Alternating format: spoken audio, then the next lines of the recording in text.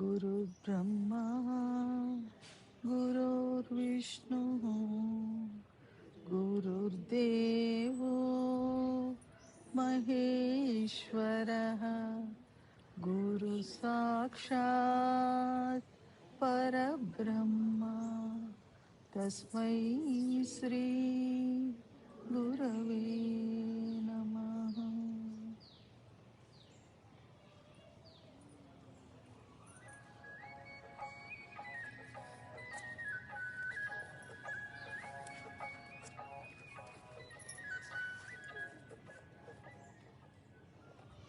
భగవాన్ చెప్తున్నారండి, ధ్యానం చేయకు, ఊరకే ఉండు. ధ్యానం చేయకు, ఊరకే ఉండు. నేనున్నానని భావించకు, ఊరకే ఉండు.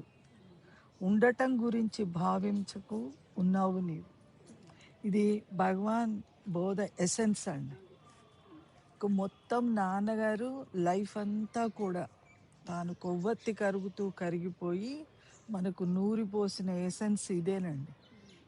దీన్నే నాన్నగారు రకరకాలుగా చెప్పారు. ఎందుకంటే భక్తుల్లో ఎల్కేజీ నుంచి పిహెచ్డి వాళ్ళ వరకు ఉంటారండి. జన్మాంతరాలలో సాధన చేసి పరిణితి పొంది వచ్చిన వాళ్ళు. కాబట్టి ఎవరికి ఏది కావాలో అమ్మ వడ్డించేటప్పుడు అన్నీ పెడుతుందండి. ఎవరు ఏది తిని అరిగించుకోగలరో అన్నీ పెడుతుంది. గురువు అలాగా ప్రతిదీ బోధించారండి మనకి. అన్ని రకాలుగా బోధించారు. ఇందాక జయ అన్నట్టుగా సందేహాలు లేకుండా బోధించారు. మనకు ఏ సందేహం రాబోతుందో నాన్నగారికి తెలుసండి. తెలిసి అక్కడ ఆగకుండా అక్కడి నుంచి మనం ఇప్పుడు పిల్లడు నడక నేర్చుకునే పిల్లడు 2-3 అడుగులు వచ్చాక ఏదైనా అడ్డొస్తే ఆగిపోతాడు, చేతికిల పడిపోతాడు. తండ్రికి తెలుసు దీనికి ఉన్న సందేహంతో ఇది ఆగిపోతుంది. కాబట్టి ఆ సందేహాన్ని తీసేయడానికి నాన్నగారు దాన్ని ఆ సందేహానికి తగ్గట్టుగా కూడా తీసేసి బోధించారు. నాన్నగారు అనేవారు, అమ్మ నేను ప్యూర్గా భగవాన్ సబ్జెక్ట్ చెప్తే ఇక్కడ ఒక్కరు కూర్చోరు, అందరూ వెళ్ళిపోతారు. ఏదో 3-4 అలా వేళ్ల మీద లెక్క పెట్టినట్టుగా. అంటే నాన్నగారు ఉద్దేశం ఏంటమ్మా, భక్తి లేదని కాదు, ఆ భక్తి పూర్ణంగా పరిణితి చెందితే కానీ భగవాన్ వాక్కును మనం అర్థం చేసుకోలేమమ్మా. అంటే ఈ జన్మలోనే అయిపోతుంది. ఇదే జన్మ చివరి జన్మ చేసుకోవడానికి మనం అందరం భగవాన్ దగ్గరికి వచ్చాంరా. భగవాన్ సన్నిధిలో ఇప్పుడు ఎందుకు కూర్చోబెట్టుకున్నారంటే ఇదే జన్మ చివరి జన్మ. అయితే భగవాన్ అంటున్నారు, ఈ జన్మ కాదు, ఈ సెకండే చివరి సెకండ్. నువ్వు నేను వేరుగా ఉండడానికి ఈ సెకండే చివరి సెకండ్. అది బోధిస్తున్నారండి. ధ్యానం చేయకు, ఊరకే ఉండు. అంటే ధ్యానం చేయకంటే భక్తిని కోల్పోమని కాదు. నీ మనసుతో ప్రయత్నం చేసి నువ్వు అనుకునే ధ్యానాలు కాదు. నువ్వు చేసే ధ్యానం కాదు. ఏ ధ్యానం అయితే భగవంతుడు భగవద్గీతలో బోధించాడో, ఏ ధ్యానం గురించి గురువు చెప్పాడో అలాంటి ధ్యానం చెయ్యి. అంటే నిన్ను నువ్వు పోగొట్టుకునే ధ్యానం చెయ్యండి. ధ్యానంతో నువ్వు పెరిగిపోకూడదు. అంటే ఒక ఆసనం అమర్చుకొని, ఒక గడియారం పక్కన పెట్టుకొని, వాటర్ బాటిల్ పక్కన పెట్టుకొని, నీకు మెత్తగా ఉండడానికి కింద సీట్ అమర్చుకొని, ఇవన్నీ అమర్చుకొని ఏసీయో ఫ్యాన్ వేసుకొని పూర్తిగా నిద్రపోతావు. నువ్వు ధ్యానం చెయ్యవు. చేసి అంతసేపు అంటే కునికిపాట్లు పడుతూ కూర్చొని లేచి కూర్చొని మళ్ళీ మెలకు వస్తుంది. మళ్ళీ భగవాన్ భగవాన్ భగవాన్ అని స్మరిస్తామండి. ఏదో నామం చేస్తాము, స్మరిస్తాము. అసలు భక్తి లేకుండా లేం మనం, స్మరిస్తాము. కానీ ఆ స్మరణ మనసును కోల్పోయేదిగా, మనసును నశింపచేసేదిగా ఉండదండి.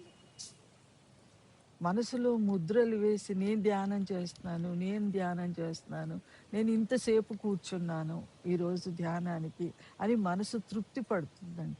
ఆ తృప్తి పడటంలో మనసు నశించదండి. మనసుకు ఫుడ్ ఇచ్చిన వాళ్ళం అవుతాం ధ్యానం పేరు మీద. అలాంటి ధ్యానాలు చేయకుండా ఊరకే ఉండు. నువ్వు ఇంట్లో ఎలా ఉంటావు సహజంగానే? రమణాశ్రమంలో కూర్చున్నట్టు ఇంట్లో కూర్చోమండి, అంత బుద్ధిగా కూర్చోం. ఇంట్లో చాలా సహజంగా ఉంటావు. నీ ఇష్టం వచ్చినట్టు ఎక్కడ కూర్చోవాలనిపిస్తే అక్కడ కూర్చుంటావు, ఎక్కడ పడుకోవాలనిపిస్తే అక్కడ పడుకుంటావు.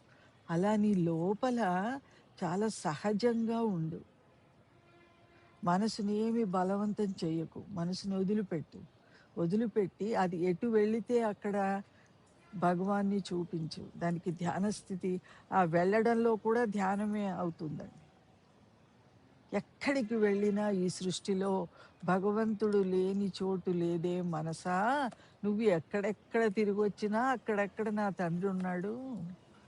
అంతటా తిరిగి జయలో భగవాన్ ఉన్నాడు, మాధురిలో భగవాన్ ఉన్నాడని ఇలా అనుకునే బదులు భగవాన్ ఉన్నాడని ఊరకు ఉండు, సహజంగా ఉండు. ఉన్నదే భగవంతుడని. భగవంతుడు తప్పించి అరుణ లేదు. భగవాన్ బోధ ఏంటంటే ధ్యానం చేసే అరుణ అబద్ధము, దొంగ. నేను ధ్యానం చేస్తున్నానని చెప్పి దాన్ని అది నిలబెట్టుకుంటుందండి.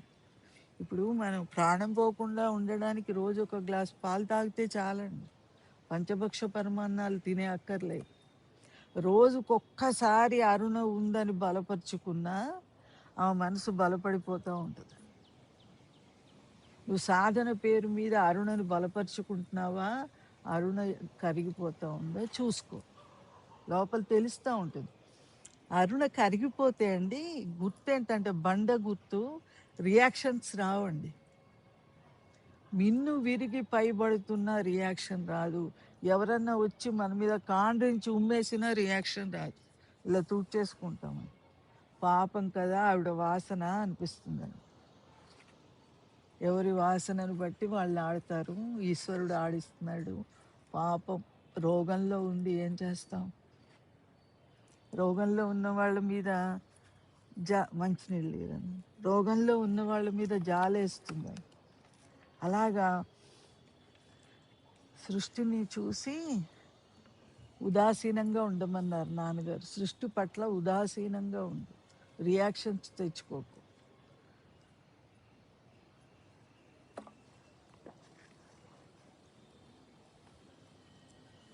ధ్యానం చేయకు, ఊరకే ఉండు. నేను చేస్తున్నాననే భావనతో నువ్వేదన్నా చేస్తే, అది చేస్తే అరుణ పెరుగుతుంది. చాలా న్యాచురల్గా ఉండు. ఇప్పుడు ఇక్కడ వచ్చి కూర్చున్నాము, మన తండ్రి సన్నిధండి ఇది, మన ఇల్లు ఇది. ఏమంటే ఇక్కడి నుంచి లేమన్నారనుకో లేచి వెళ్ళిపోతాము, కూర్చొనిస్తే కూర్చుంటాము. చాలా సహజంగా కూర్చో. ముందే ఊహించకు ఇక్కడ కూర్చోవద్దంటారేమో, ఇక్కడ సత్సంగం చెప్పుకొని ఇయ్యరేమో, అలా నువ్వు నీ మనసుతో ఊహించకు, మనసు పెరిగిపోతుంది. కాబట్టి ఊరక ఉండు. ఊరక ఉండడం అంటే నేను సాధించాల్సిన కార్యక్రమం ఏమీ లేదు, నేను పొందాల్సింది లేదు, నేను పోగొట్టుకోవాల్సింది లేదు. ఈ రెండు మనకు బాగా గట్టిగా తెలియాలండి. నేను పొందాల్సింది లేదు, నేను పోగొట్టుకోవాల్సింది లేదు. పొందాల్సింది ఎందుకు లేదంటే ఉన్నది ఒకటే ఒక్క వస్తువు, భగవంతుడు ఒక్కడే ఉన్నాడు. వాడు ఆల్రెడీ మోక్షంలో ఉన్నాడు. భగవంతుడు బంధంలో లేడు. రాముడు రూపం ధరించిన, కృష్ణుడు రూపం ధరించిన, గురువు రూపం ధరించిన బంధంలో లేడు. గురువు తప్పించి ఇంకొకటి సృష్టిలో ఏమీ లేదని. నువ్వంటూ ఒకదాని ఉంటే నీకు పొందాల్సింది ఉంటుంది. నీకు ఇల్లు ఉంటే ఊడ్చుకోవాలండి, తుడుచుకోవాలి. నీకు అసలు ఇల్లే లేదు, శుభ్రం చేసుకోవడం ఏంటి ఇల్లు లేని దానికి? అలాగే నీకు మనసు లేదు, నీకు దేహం లేదు, ఏం శుభ్రం చేసుకుంటావు నువ్వు? అంటే నాకు కనిపిస్తుంది కదా అంటే అది పరమాత్మదండి, అది గురువుది. అయిపోయి గురువు నన్ను జీవితంలోకి వచ్చేసాడు కదండి. అదే అష్టావక్ర గీతలో చెప్తారండి. అష్టావక్రుడు జనక మహారాజు అందరి గురువులని అందరు పండితుల్ని పిలిచి కనురెప్పపాటులో నాకు జ్ఞానం ఇస్తారా అని అడుగుతారండి. ఎవరి వల్ల కాదండి కనురెప్పపాటులో జ్ఞానం ఇవ్వడం. అది పొంది అనుభవించే గురువుకే సాధ్యం, కానీ ఎవ్వరికి సాధ్యం కాదు. పండితులకు సాధ్యం కాదు, పుస్తకాలు చదివి చెప్పే వాళ్ళకి సాధ్యం కాదు. సో కనురెప్పపాటులో ఇవ్వని వాళ్ళందరినీ జైల్లో పడేస్తూ ఉంటాడు ఆ రాజు, జనక మహారాజు.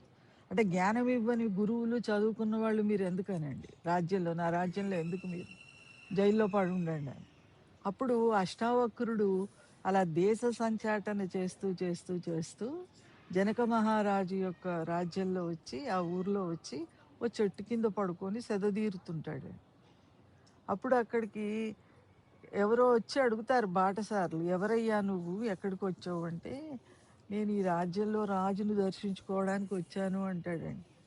అప్పుడు అతను అంటాడు, ఆయన జ్ఞానం ఇమ్మని అడుగుతున్నాడు అందరినీ, ఇప్పుడు నువ్వు బ్రాహ్మణుడు అని చెప్తున్నావు, నువ్వు జ్ఞానం ఇయ్యలేకపోతే నిన్ను జైల్లో పడేస్తాడు, ఇటు నుంచి ఇటే వెళ్ళిపో అంటాడు. అంటే అప్పుడు ఆయన అంటాడు, అయితే తప్పకుండా చూడాలనుకుంటాడు, ఈ రాజు ఎవరు, తప్పకుండా వెళ్ళాలి నేను అక్కడికి అనుకొని రాజ్యసభలోకి అష్టావక్రుడు వస్తాడు. అందరూ గొల్లున నవ్వుతారండి. ఎందుకు తెలుసా అండి, భూమి ఉంది, అష్టవంకరలు 8 వంకరలతో ఆ దేహం ఉందండి. అప్పుడు ఈయన పక్కపక్క నవ్వుతారండి, గట్టిగా నవ్వుతారు. ఈయన నవ్వుతే రాజు అంటాడు, వాళ్ళంటే నిన్ను చూసి నవ్వారు, నువ్వెందుకు నవ్వుతున్నావు అని.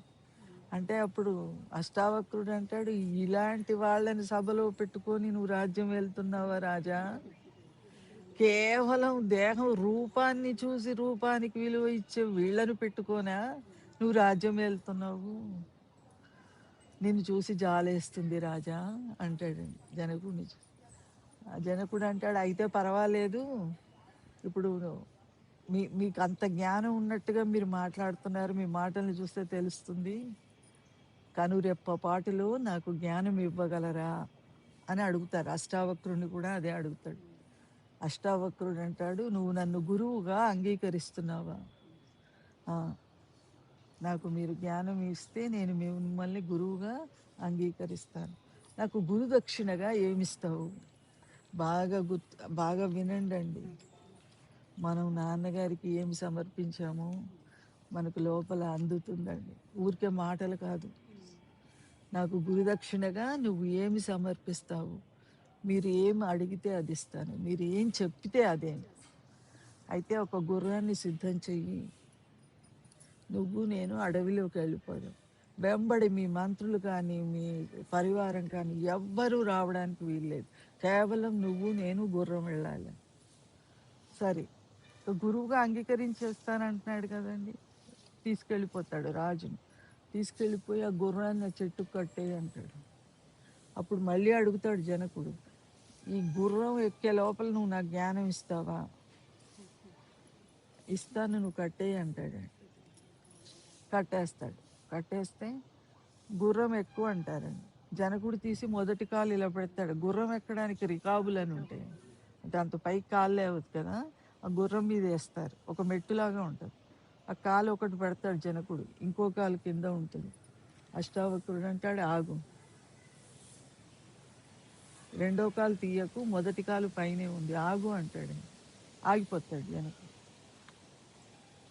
ఎంతసేపు ఇలాగా అడగడండి, ఎందుకంటే నువ్వు గురుదక్షిణగా ఏమిస్తావని అడిగినప్పుడు నా తనువు, నా మనస్సు, నా ధనము అంతా నీదే అని చెప్పేస్తాడు. నాకేది ఉందో అదంతా నీదే. ఇప్పుడు జనకుడు ఏమయ్యాడు, జనకుడు లేడక్కడ, జనకుడు మనసు ఇచ్చేశాడు. కాబట్టి మనసులో ఆలోచన రావడానికి వీల్లేదు, నేను ఎంతసేపు ఇలా నిల్చోవాలి. తన దేహం ఇచ్చేశాడు, దేహం గురించిన ఆలోచన ఉండకూడదు ఇంకా. సో జనకుడు ఇంకా అలా, అష్టావక్రుడు అలా ఉన్నాడండి. 3 రాత్రులు 3 పగళ్ళు గడిచిపోయినాయండి. జనక చక్రవర్తి మహారాజు అండి, జ్ఞానం కోసం ఆయన పడే తిప్పలండి. మనం ఏం తిప్పలు పడ్డామండి. అసలు నాన్నగారు మనల్ని ఎంత గారాభంగా నేను మొన్న కురుక్షేత్రం వెళ్ళి 10 రోజులు భగవద్గీత వింటే అండి, 18 అధ్యాయాలు భగవద్గీత వింటే నాన్నగారు మనకు చెప్పని వాక్కు లేదండి ఆ భగవద్గీతలో. ఆ 18 అధ్యాయాలు నాన్నగారు బోధ చేశారు మనకి. సో మనం గురుదక్షిణగా ఇవ్వాల్సింది నేనును నాదిని. ఏదో పండు చేతిలో పెట్టేసండి, ఓ 10 రూపాయలు ఎక్కడో అన్నదానానికి డొనేషన్ ఇచ్చేసి నేనిచ్చాను అని అనుకోవడం కాదు. నీ కర్తృత్వ భావనని ఇచ్చేయాలి.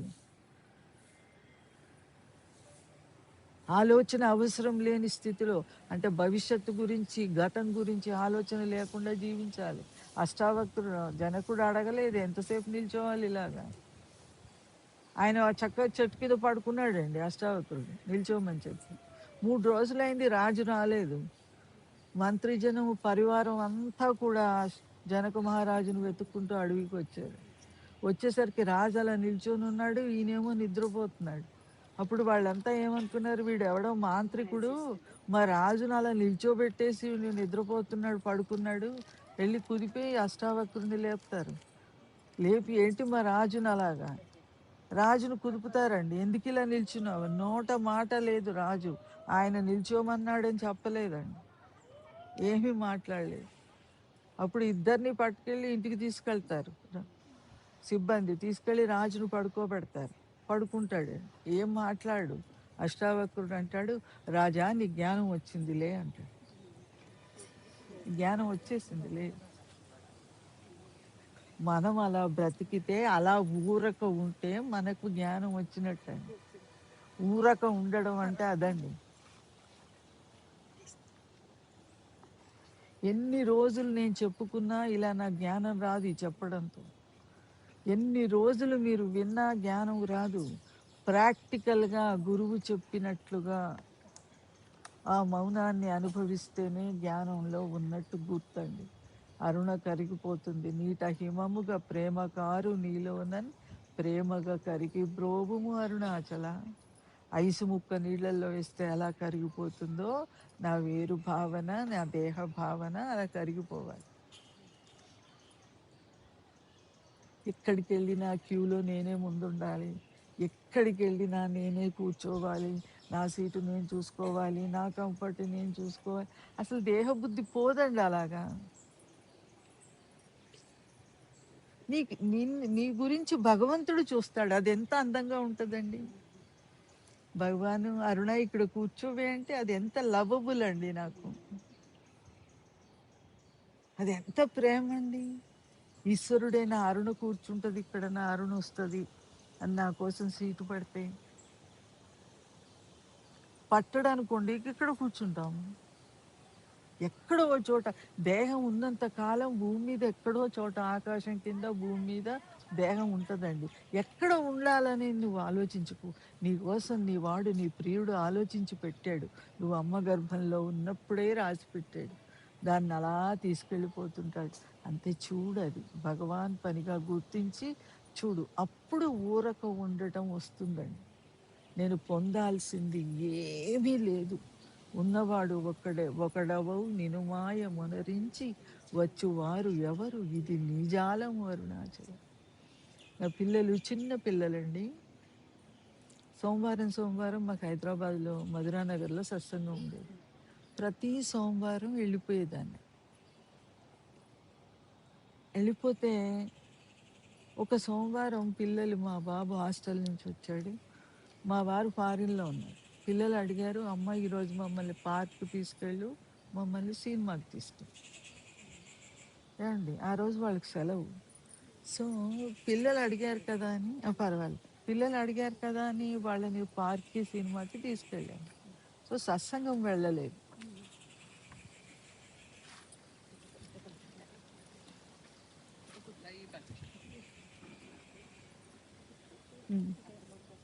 పర్లేదు పర్లేదు పర్లేదు పర్లేదు, నేను మరీ ఎండైతే వస్తుంది, పర్లేదు, వద్దు నాన్న. పార్క్ తీసుకెళ్ళాను పిల్లల్ని, అది అయిపోయాక సినిమాకి వెళ్ళాను. సోమవారం సత్సంగం వెళ్ళలేదు. నాకు సత్సంగం నుంచి, అంటే రెగ్యులర్గా వెళ్తాను కదా, మన భక్తులు ఎవరు ఫోన్ చేశారు, అరుణ సోమవారం రాలేదేంటి సత్సంగం అంటే ఇలా పిల్లల్ని పార్క్కి సినిమాకి తీసుకెళ్ళానండి, అందుకని రాలేదు. అంటే సత్సంగం రాకుండా సినిమాకి వెళ్ళారా, పార్క్కి వెళ్ళారా, ఏమన్నా కొంచెం జారిపోతున్నారా, స్లిప్ అవుతున్నారా అన్నారు. అంటే నేను నవ్వేశానండి. నవ్వేసి ఆవిడకి ద్విపద ఫోన్లో చదివి వినిపించాను. ఒకడవవు నిను మాయ మునరించి వచ్చువారు ఎవరు, ఇది నీ జాలము అరుణాచల.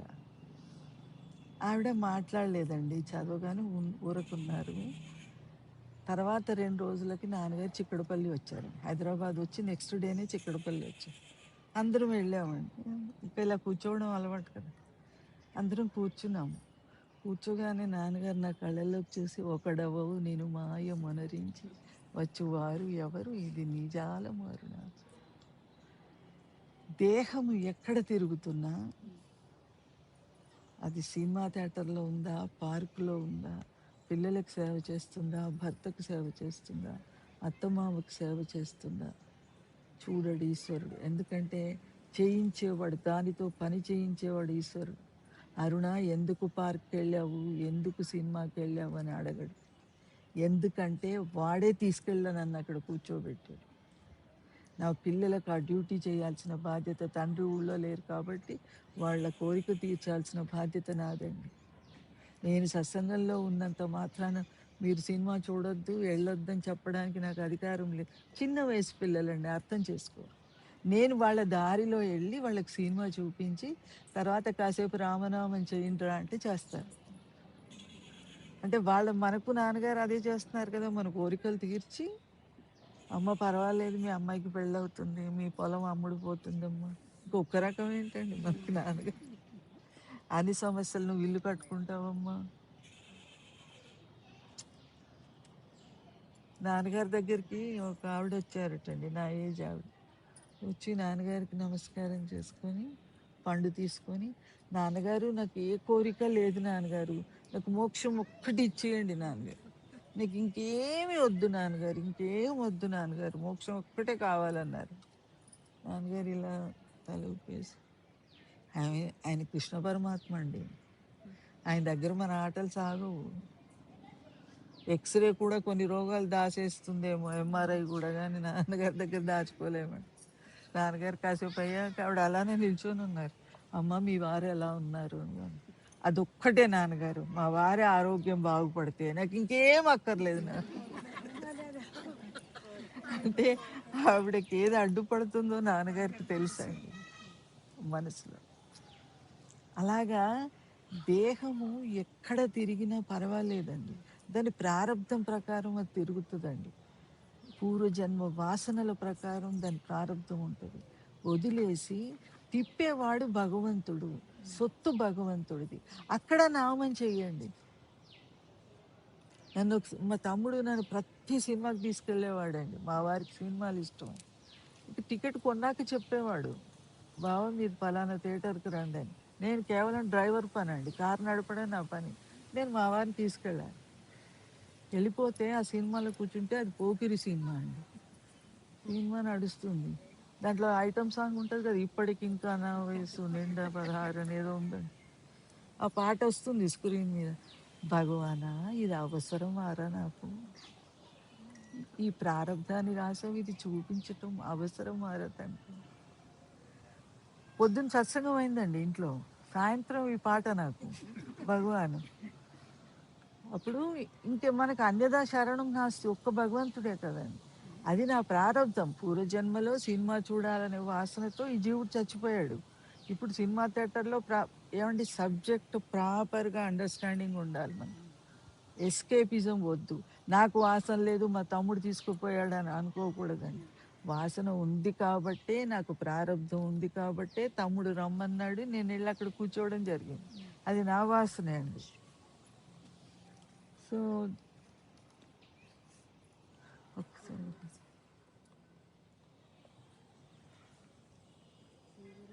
భగవాన్ని అడిగానండి, వాళ్ళకి వెనుక భగవాన్ని అడిగితే భగవాన్ అన్నారు, ఒకటే సూటి ప్రశ్న అండి, చూసేవాడు ఎవడు, దేన్ని చూస్తున్నాడు, ఎవరు చూస్తున్నారు, దేన్ని చూస్తున్నారు, మొత్తం సబ్జెక్ట్ వచ్చేసింది.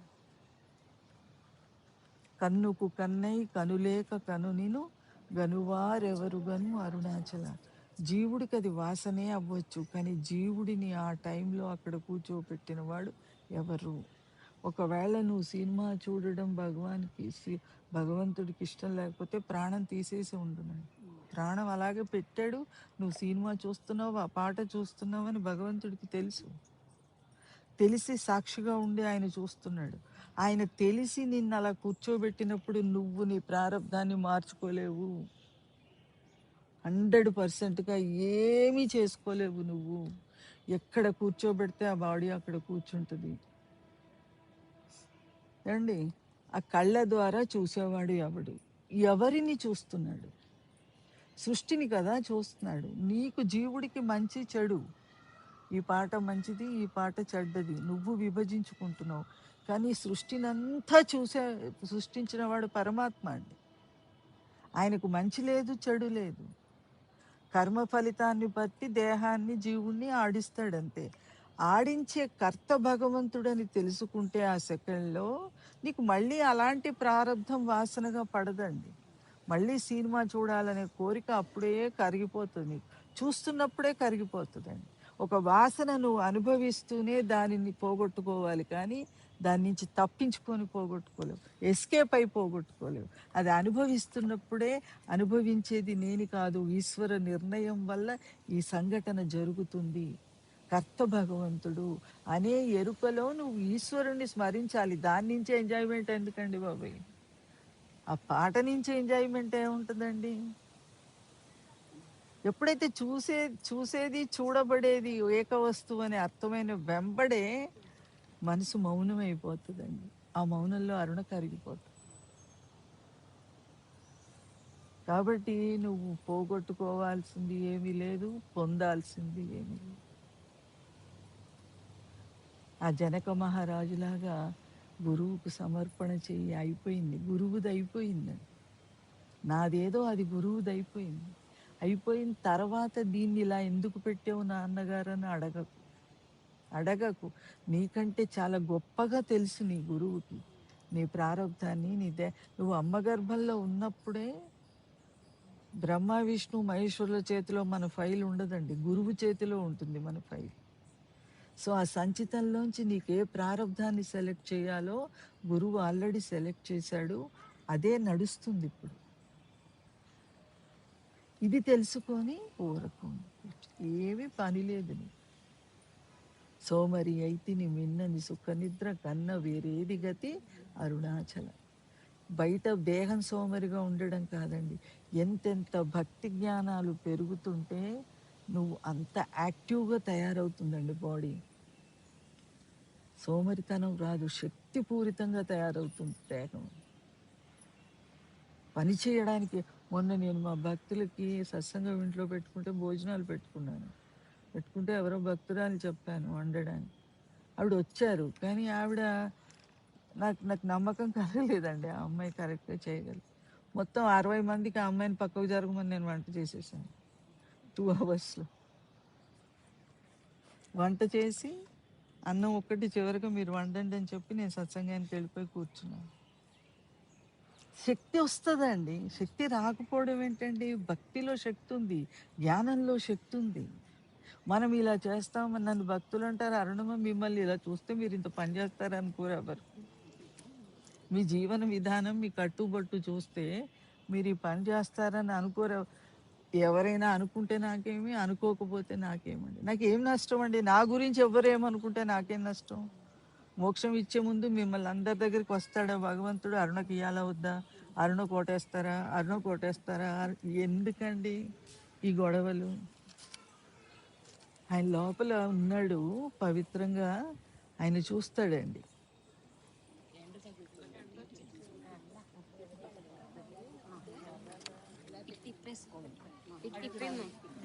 అప్పుడు సైడ్కి పడి ఇటు తిప్పే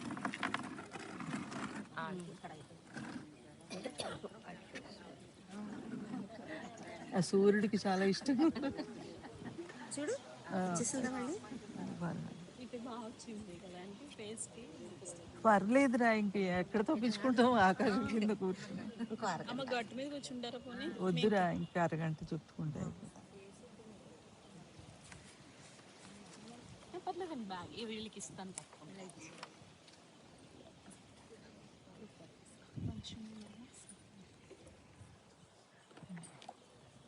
ఒకసారి వాటర్.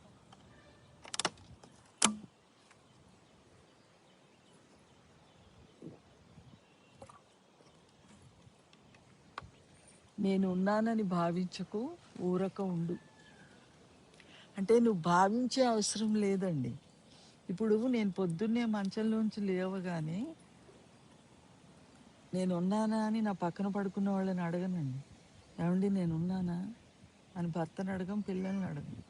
డౌట్ వచ్చి లేసి అద్దంలో వెళ్ళి చూసుకోండి, నేను ఉన్నానా లేనా, నా దేహం ఉందా లేదా, నేను చనిపోలేదు, నేను ఉన్నానని నాకు లోపల నుంచి తెలుస్తుందండి. ఎవరో చెప్పక్కర్లేదు. అరుణ నువ్వు చనిపోలేదే, నువ్వు ఉన్నావని నాకు ఎవరన్నా చెప్తున్నారండి? ఎవరు చెప్పట్లేదు. నేను ఉన్నాననే ఎరుక నాకు లోపల నుంచి సప్లై అవుతుంది. నేనున్నాను, నాకు ఒక దేహం ఉంది. నేనున్నాను, నాకు మనసు ఉంది. నేనున్నాను, నాకు ఒక సంసారం ఉంది. నేనున్నాను అనేది నువ్వు భావించేది కాదు. నువ్వు అడగకపోయినా నేను ఇచ్చేస్తూ ఉంటానంటున్నాడు భగవంతుడు. నీకు ఉనికి లోపల నేను సప్లై చేస్తుంటాను కంటిన్యూస్గా, తైలధారలాగా. నువ్వు మంచి చేసినా చెడు చేసినా, నువ్వు ఎవరినన్నా తిడుతున్నా లేక విష్ణు సహస్రనామాలు చదువుతున్నా భగవంతుడికి, నువ్వు ఏమి చేస్తున్నా ఆ నీ కర్మతో సంబంధం లేకుండా, నీ వాసనతో సంబంధం లేకుండా నీకు ఉనికిని నేను సప్లై చేస్తున్నాను. ఉనికిని పరమాత్మ ఇస్తున్నాడు. కాబట్టి అది ఎవరు దొంగలు దోచుకోలేరండి. దొంగలు దోచుకోలేని సంపద నా హృదయంలో ఉందని నాకు తెలిస్తే ఆ సంపదను చూసి నేను గర్వపడుతూ జీవిస్తానండి. దేన్ని చూసి గర్వపడాలండి? నా హృదయం చూసి, నా గురువుని చూసి, నా ఉనికిని చూసి, నా శాశ్వతత్వాన్ని చూసి నేను గర్వపడాలండి. గర్వపడడం అంటే సృష్టిని ద్వేషించటం కాదండి, ఆధారపడకుండా ఉండడం. మనం గర్వపడడం అంటే ఇతరుల మీద ఆధారపడకుండా ఉండటం. ధ్యానం చేయకు, ఊరకే ఉండు. నేనున్నానని భావించకు, ఊరకే ఉండు. అంటే భగవాన్ ఏం చెప్తున్నారు నాకు అంటే అన్ని ఎగ్జాంపుల్స్తో చెప్తారండి భగవాన్ టీచింగు. ఎందుకంటే నాకు అలా నిలిచిపోవాలి కదండి. మరి నేను ఒకసారి హాల్లో కూర్చొని టీవీ చూస్తున్నాను. ఏదో జ్ఞానం గురించే మహాత్ములు చెప్తుంటే, ఆస్థా ఛానల్ అని ఉంటుంది హిందీలో, దాంట్లో అంతా గురువులు చెప్తుంటారు. సో మన భగవాన్ సబ్జెక్టు, నాన్నగారి సబ్జెక్టు ఆయన చెప్తున్నారండి. ఇంకా ఎంజాయ్ చేస్తూ అలా వింటున్నాను. మా వారు వచ్చి టక్కున టీవీ ఆఫ్ చేశారు. పొద్దున ఇంట్లో సత్సంగం అయిపోయింది, ఓకే. సాయంత్రం చిక్కడపల్లికి వెళ్ళి వచ్చావు, ఓకే, అయిపోయింది. మళ్ళీ ఇప్పుడేంటే రాత్రి 9 అయిపోయింది, అది కట్టేయంటున్నా, కట్టేశారండి. నాకు ఆ మనసు బాగా శుద్ధ సత్వంలో ఉందండి. ఆయనకు జవాబు చెప్పలేదు, దాంట్లోంచి బయటపడాలని లేదు. లోపలికి వచ్చి నాన్నగారి స్పీచ్ పేపర్స్ ఉండేవి కదా, ఆ పేపర్ తీసుకొని కూర్చున్నాను మంచం మీద. ఎదురుగుండా పెద్ద భగవాన్ ఉందండి, బెడ్ ఉంది. అది తీసుకొని ఇలా భగవాన్ కళలోకి చూస్తూ కూర్చున్నాను. భగవాన్ అన్నారు, ఇదేనా నీ నీ ప్రేమ, నా ప్రేమ ఇదేనా? నువ్వు నన్ను అనుభవించాలంటే నీకు ఒక దేహం కావాలా? నీకు ఒక 2 కళ్ళు కావాలా? ఆ కళలు నీకు చెవులు కావాలా? అంటే నీ దేహాన్ని ఉపయోగించుకొని నా గురించి వింటేనే కానీ ప్రతి సెకండు నేను హృదయంలో ఉన్నానన్న విషయం నీ జ్ఞాపకం ఉండదా? ఇదేనా మన ప్రేమ అంటే? పైగా నీ దేహం, నీ మనసు నీకు సహకరించాలంటే శుద్ధ సత్వం ఉండాలి నీ మనసులో. నువ్వు నా గురించి వినాలంటే సత్వగుణంలోనే వినగలవు.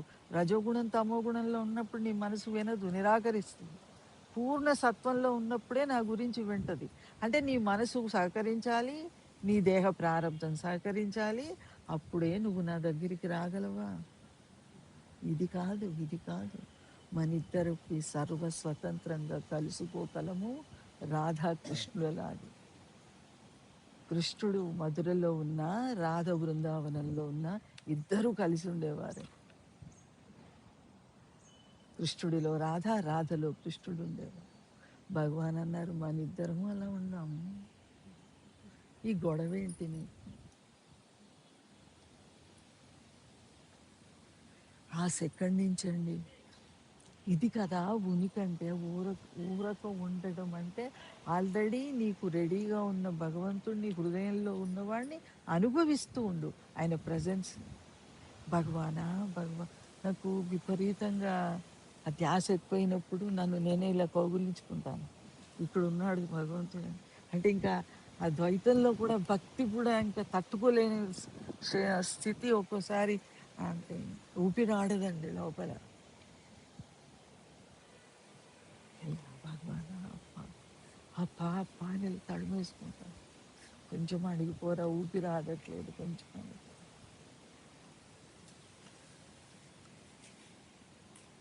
ఇప్పుడు నేనేం అనుభవిస్తున్నానో మీకు చెప్పడానికి చెప్పట్లేదమ్మా.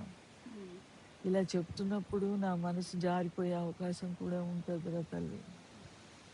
అన్నిటికీ తెగించి ఎందుకు చెప్తున్నానో తెలుసాము, మీరందరూ నాలాగా అనుభవించాలని. మీ అందరికీ భగవంతుడు హృదయంలో ఉన్నాడు తల్లి. నా మీద మీరు ఆధారపడక్కర్లేదురా. గుర్తుంటే చాలు భగవాన్ చెప్పిన వాక్కు. మీరందరూ నా చుట్టూ ప్రేమకు తిరగాలని చెప్పట్లేదమ్మా. ఇక్కడి నుంచి కదిలి వెళ్ళిపోయాక నేనెవరో మీరెవరో తల్లి.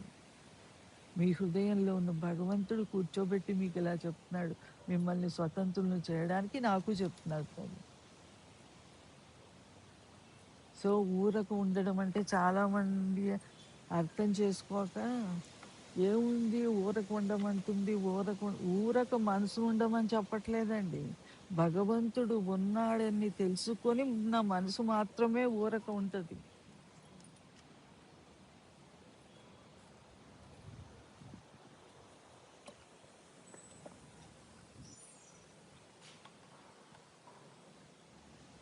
భగవాన్ని అడుగుతారు ఒకళ్ళు, భగవాన్ మనసు నశించే దారి ఏదని.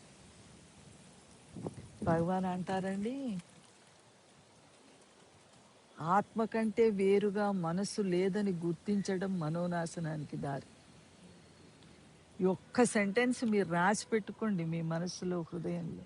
ఆత్మ కంటే వేరుగా మనస్సు లేదని గుర్తించటమే మనోనాశనానికి దారి. అంటే అలలో ఉన్న నీరు, బుడగలో ఉన్న నీరు సముద్రంలోని నీరే అని గుర్తుపెట్టుకుంటే చాలు. అలాగే అరుణకు వచ్చే తలంపు, అరుణ దేహ ప్రారంధం, అరుణనాదులు అన్నీ భగవానులోని ఉన్నాయి. భగవాన్లో పుడుతున్నాయి, భగవాన్లో స్థితిస్తున్నాయి, భగవాన్లో లయిస్తున్నాయి.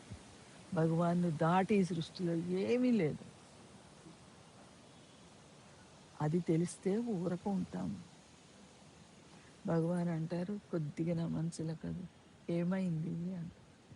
ఏం కాలేదు బాబు, ఏమీ కాలేదు, ఏమీ జరగట్లేదు. అంటే నువ్వు ఎందుకు కదులుతున్నావని. నువ్వెందుకు కదులుతున్నావు, నువ్వు ఎందుకు లేస్తున్నావు, ఏమన్నా కావాలా, ఏమైంది, ఎందుకు నీకు ఆలోచన? ఏం లేదు భగవాన్. వెంబడే అండి, ఇంత మాత్రం ఇలా కదిలితే చాలు వెంబడే స్ఫురణ వస్తుంది. ఏమైంది, బయట పెద్ద పెద్ద డిస్టర్బెన్స్లు అయితే అండి, మరి జీవితమే కదా. అయినా కూడా భగవాన్ నువ్వు కదలకు, నేను ఉన్నాను కదా నీకని. మరి నా జీవితం అలా చూసుకున్నారు మన జయకు తెలుసు, చాలామంది భక్తులకు తెలుసు, ఇక్కడ చూసుకున్నారు అలాగా ఆయన కంప్లీట్గా. ఆయన లోపల అనేవారు ఏమైంది, ఏమీ కాలేదు భగవాన్ అంటే చూసే వాళ్ళకి అనిపించేదండి ఇదేం పట్టించుకోవట్లేదు సంసారాన్ని. నాకు తెలుసు భగవాన్ పట్టించుకుంటున్నారు, నేను ఏమీ చెయ్యలేననే విషయం కూడా నాకు తెలుసండి. ఏమండి బయట ఎన్నో వస్తాయండి, పుట్టిదే అన్నీ అబద్ధం, కళ కళ అండి అది. నేను ఉన్నానని భావించకు, నీకు ఉనికి ఆల్రెడీ పుట్టినప్పుడు ఎంత నేను ఉన్నానని మనకు బుద్ధి తెలిసినప్పటి నుంచి పెళ్ళిళ్ళు అయ్యాయి, మా ఇంట్లో మరణాలు వచ్చాయి, అన్నీ వచ్చాయి. కానీ ఏది వచ్చినా నేను ఉన్నాననే భావన పెరగలేదు, తరగలేదు, సమానంగా ఉందండి. దుర్యోధనుడిలో నేనున్నాననే భావన ఉంది, ధర్మరాజులో నేనున్నాననే భావన. పాములో నేనున్నాననే భావన ఉంది, జింకలో నేనున్నాననే భావన. ప్రతి జీవుడిలో నేను ఉన్నాననే భావన సమానంగా ఉందండి, హెచ్చు తగ్గులు లేకుండా ఉంది. 3 అవస్థల్లో సమానంగా సప్లై చేస్తున్నారు భగవాన్. నా ఆశ్రమానికి వీళ్ళు వచ్చారని ఏమి ఎక్కువ సప్లై చేయరండి. ఆశ్రమానికి రాని వాడికి నేను ఉన్నాననే భావన ఎరుక తగ్గించరు.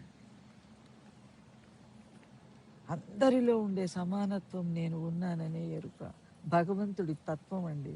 అదే భగవంతుడి తత్వం, ఉపనిషత్తుల సారం అదే. మనం ఎవరన్నా మేము గుర్తించలేకపోతున్నాము అంటే గురువుని స్మరించు. గురువు దగ్గర నామం తీసుకున్నావు కదా, గురువు వాక్కును శ్రవణం చెయ్యి, గురువుని స్మరించు, అందరిలో గురువుని చూడు. మనసు మాయ చేస్తుందండి. అందరూ గురువే అంటది. నిన్ను ఎవరన్నా విమర్శించగానే రియాక్షన్ వచ్చేస్తుంది. నువ్వు అంతటా గురువు ఉన్నాడని అలా ఇంకా నీ పని చేసుకోవే అరుణ, నీ పని చేసుకో. నీ శ్వాసలు గడిచిపోతున్నాయి, నీ పని తొందరగా చేసుకో, కంప్లీట్ చేసుకో. ఎవరు ఎలా ఉన్నారనేది నాకు అనవసరం, ఎవరు నన్ను ఏమంటున్నారు అనేది నాకు అనవసరం. నేను వచ్చిన పని రమణాశ్రమానికి ఎందుకు వచ్చాను? భగవాన్ని స్మరించుకోవడానికి వచ్చాను. భగవాన్ దగ్గర 2 భక్తులు కూర్చొని, ఒక భక్తుడు భగవాన్ సాంబార్లో కారం ఎక్కువేసేసారు, మిరియాలు ఇవ్వాల. సాంబార్లో మిరియాలు చాలా వేసారు, ఘాటు బాగా ఉంది సాంబార్ అంటాడు ఒక భక్తుడు. అంటే పక్కన భక్తుడు అంటాడు, నువ్వు ఆశ్రమానికి సాంబార్ తాగడానికి వచ్చావా అంటాడండి. సాంబార్ గొడవ ఏంటి భగవాన్ ఎదురుగా కూర్చొని అంటే, భగవాన్ అంటారు నువ్వు వాడిని సవరించడానికి వచ్చావా అంటాడు.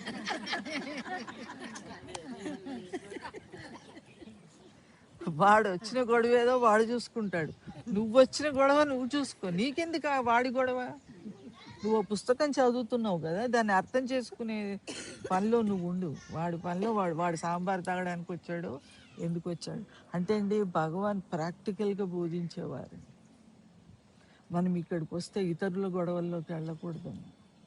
మన రూమ్లో ఉన్న వాళ్ళ గొడవే మనకు అనవసరం.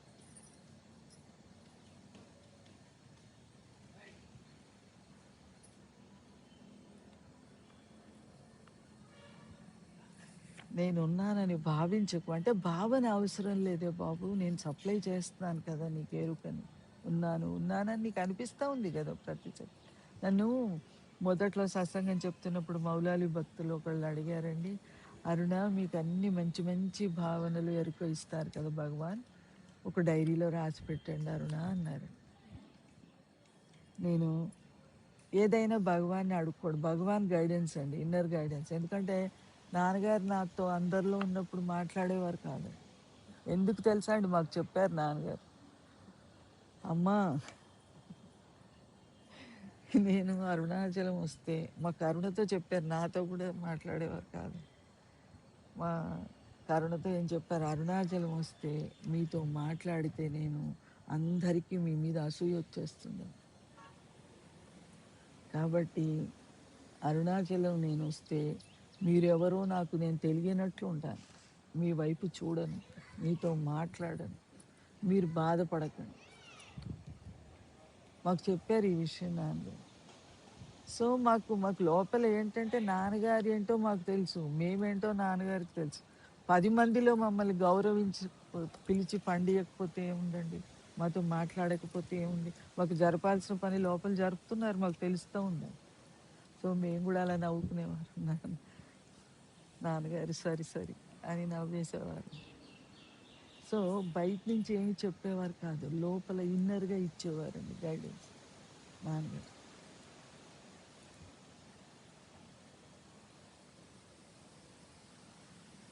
నేనున్నాను, నేను మీకు సప్లై చేస్తున్నాను. ఒకసారి నాన్నగారిని వాణి అడిగిందండి, నాన్నగారు మీరు చిక్కడపల్లికి రావడం మానేశారంట అంటే, అమ్మ చిక్కడపల్లిలో నువ్వు ఇంకో భక్తులందరూ ఉన్నారు కదా, దేహానికి గుండె ఏ స్థానంలో ఉందో చిక్కడపల్లి నాకు ఆ స్థానంలో ఉందమ్మా, హృదయ స్థానం. రాకుండా నేను ఎలా ఉండగలనమ్మా చిక్కడపల్లి? వస్తానండి. అంటే అందరికీ అండి, ఇక్కడ ఒక ప్రతి భక్తురాలికి ప్రతి ఒక్క గోపికని కృష్ణుడు సాటిస్ఫై చేసినట్టు నాన్నగారు మనందరి ప్రేమను స్వీకరించారు, అందరినీ ప్రేమించారండి. గోపికలు రాసలీల ఆడుతుంటే బృందావనంలో కాసేపు కృష్ణుడితో ఆడుకున్నారట. ప్రతి ఒక్క గోపికకు ఒక కృష్ణుడండి. అలా బృందావనంలో రాసక్రీడ జరుపుతున్నప్పుడు సడన్గా ఒక గోపికకు కృష్ణుడు మాయమై కృష్ణుడి స్థానంలో అత్తగారు ఉన్నారు. ఇంకొక గోపికకు కృష్ణుడు మాయమై భర్త ఉన్నాడంట. ఇంకో గోపిక కృష్ణుడు మాయమై పిల్లలు ఉన్నారట. ఇప్పుడు మధ్యలో రాధ ఉందటండి కృష్ణుడితో. అమ్మ కదా రాధ.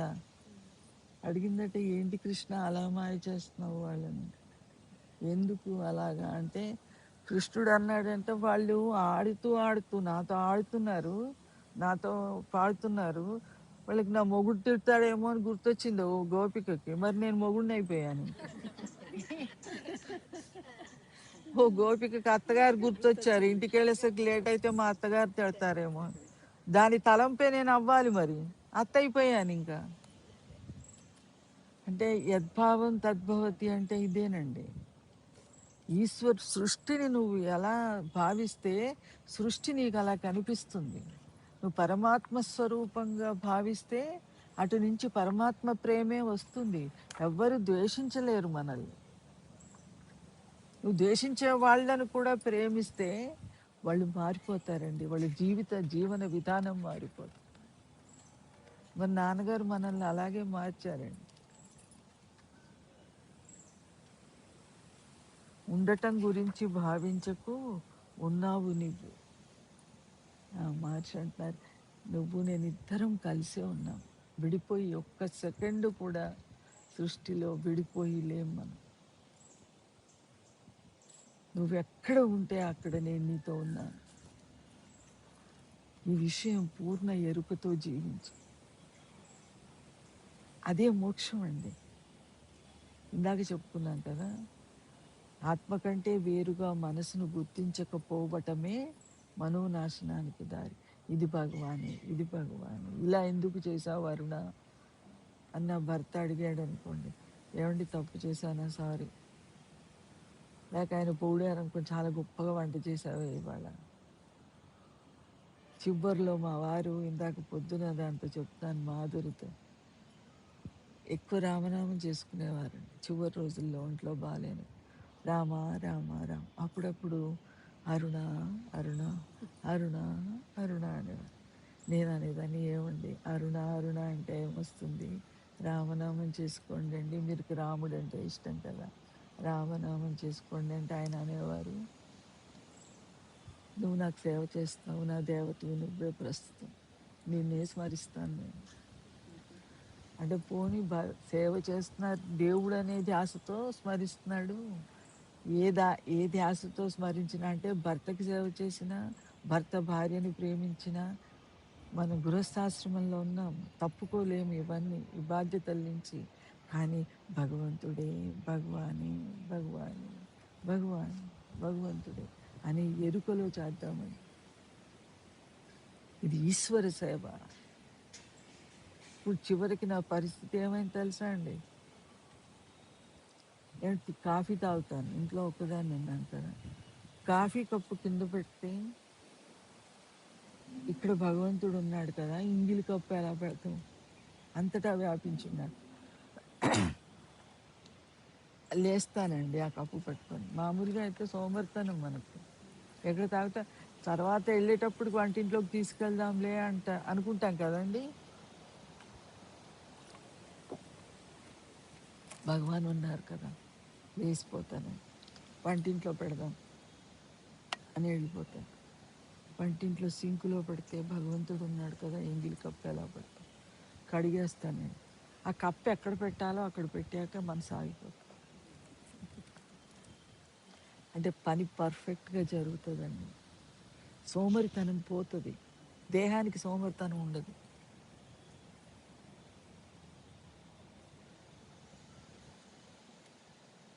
లేకుంటే ఏమవుతుందంటే తలంపు వచ్చేస్తూ ఉంటుందండి. పని కంప్లీట్ కాకపోతే ఆ పనికి సంబంధించిన తలంపు అలాగే ఉండిపోతుంది. కప్పు ఇక్కడ పెట్టాను తీసుకెళ్ళాలి, కప్పు ఇక్కడ పెట్టాను తీసుకెళ్ళాలి. అది ఏ స్థానంలో పెట్టాలో ఆ స్థానంలో పెడితే ఆ తలంపు ఆగిపోతుంది, మళ్ళీ రాదు ఇంకా.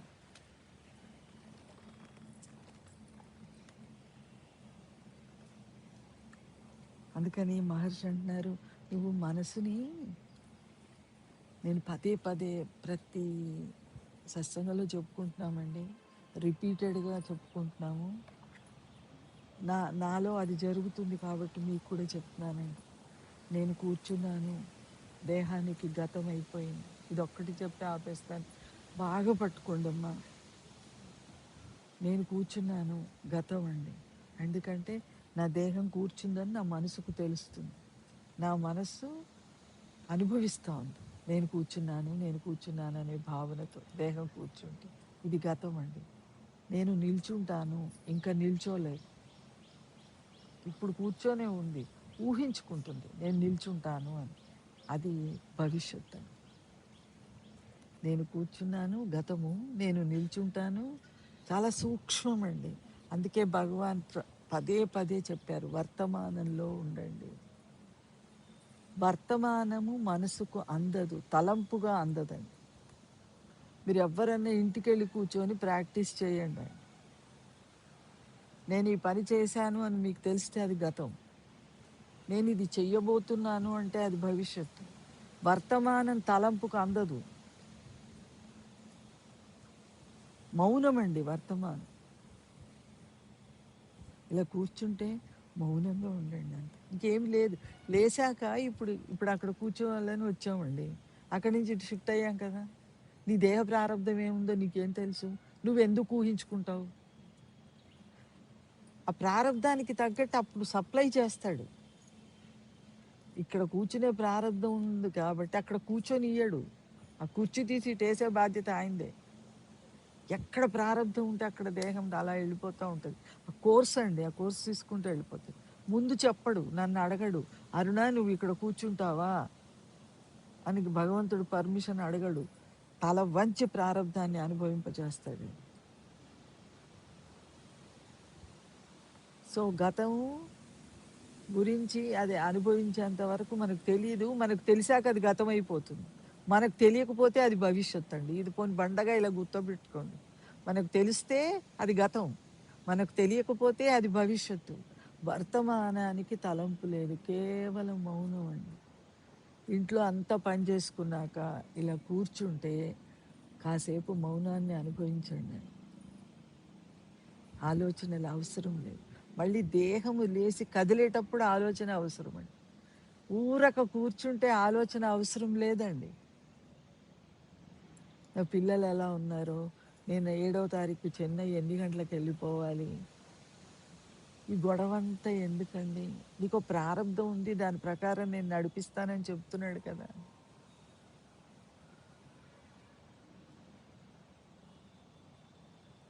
నీకు నిజంగా ఊరక ఉండి ఎంత సుఖమో అండి ఆ మౌనము, ఆ శరణాగతి, ఆ ధ్యాస.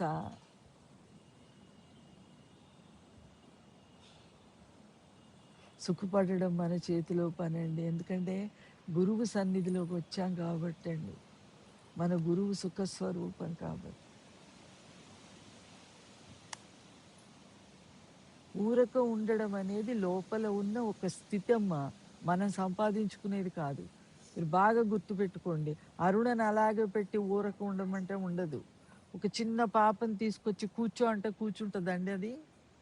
ఎంతసేపు కూర్చుంటుంది అది? అలాగ మనసును ఊరక ఉంచడం సాధ్యం కాదు. మనసులో ఉన్న భగవంతుణ్ణి గుర్తిస్తే మనసు ఊరక ఉంటుందండి. మనసుకు యజమాని భగవంతుడని గుర్తిస్తే ఆ మనసుకు మౌనం ఇలా వస్తుందండి. గతం గురించి ఆలోచన ఉండదు, భవిష్యత్తు గురించి ఆలోచన ఉండదు. ఎప్పుడు ఇంకొకటి గుర్తుపెట్టుకోండి, మనం ఎప్పుడు వర్తమానంలోనే ఉంటామమ్మా.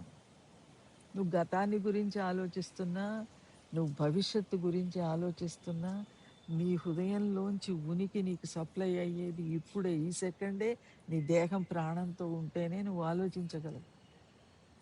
ఈశ్వర శక్తి దేహంలో మానసికంగా పనిచేస్తుంటేనే మనసులో ఆలోచన తెలుస్తుంది. ఎటువైపు నుంచి నువ్వు సబ్జెక్ట్ అర్థం చేసుకున్నా, భక్తితో అర్థం చేసుకున్నా, జ్ఞానంతో అర్థం చేసుకున్నా, కర్మయోగంతో అర్థం చేసుకున్నా, ఇప్పుడు ఈ సెకండ్ మనందరం సత్సంగం చెప్పుకుంటున్నాము. నేను చెప్తున్నాను, చెవులతో వింటున్నాను, మీరందరూ వింటున్నారు. ఏమంటే దేహాలు ప్రాణంతో ఉంటే ఈ పని జరుగుతుందా? ప్రాణాలు శవాలకు జరుగుతుందా? ప్రాణంతో ఉంటేనే కదా. ఆ ప్రాణాన్ని ఆ సెకండ్ నిలిపినవాడు ఎవరు? ఆయనే కదా. మరి ఎందుకు వెతుక్కుంటున్నాము? ఎక్కడ వెతుక్కుంటున్నాం? ఎందుకు వెతుక్కోవాలి మనం ఆయనని? రెడీగా ఉన్న పరమాత్మను అనుభవించకుండా ఈ దేహం అనే ఇంటికి తాళం పడలేదండి, శవం అవ్వలేదు. తెలుస్తూ ఉంది కదా అందరికి, ఎవరి దేహం శవం అవ్వలేదని వాళ్ళకి తెలుస్తుంది కదా. మరి శవం కానిది శివుడే కదండి. నువ్వు ఎందుకు వెతుక్కుంటున్నావు? ఎక్కడ వెతుక్కుంటున్నావు? రెడీగా ఉన్నవాడిని అనుభవించటమా అని. ఏమి చెయ్యకు. అప్పా శివయ్య, అంతే, అంత చాలు.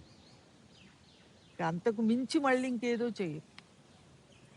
హృదయ కుహర మధ్యే కేవలం బ్రహ్మమాత్రం అహమహమితి సాక్షాదాత్మరూపేణ భాతి హృది విసమనసా స్వం చిన్వతా మధ్యతావా పవన చలన రోధాత్ ఆత్మనిష్టో భవత్.